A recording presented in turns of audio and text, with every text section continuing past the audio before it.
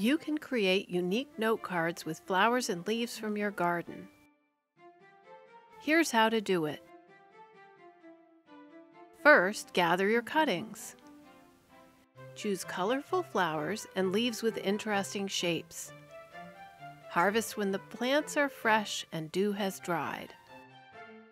To assemble your press, you will need 2 pieces of plywood, newsprint or box board, blotter paper, fresh leaves and foliage, heavy stones, bricks, or books. Time to press the cuttings. Start with a base of plywood and several layers of newspaper. Lay down a piece of blotter paper. Snip off individual flowers and place them face down on the paper. Break larger cuttings into smaller pieces if you wish.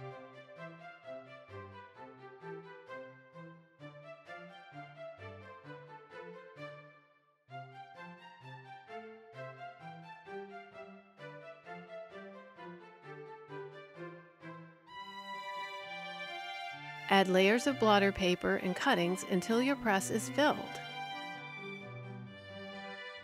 Add several more layers of newsprint and top with another piece of plywood. Heavy stones, bricks, or books will weigh down the top of your press. It'll take 2 to 3 weeks for the cuttings to dry completely.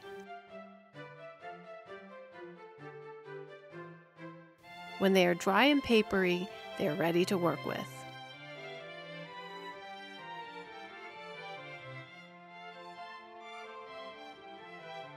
For each card, fold a piece of heavy paper in half and trim it to fit an envelope of your choice.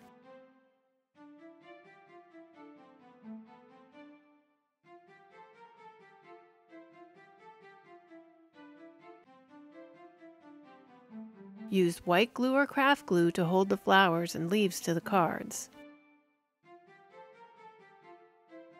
You can apply the glue to the back of a cutting to hold it down,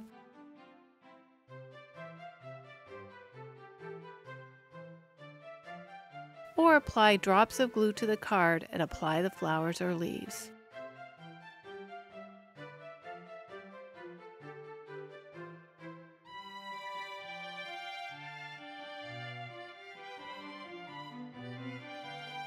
Feel free to experiment and let the cuttings from your garden inspire you.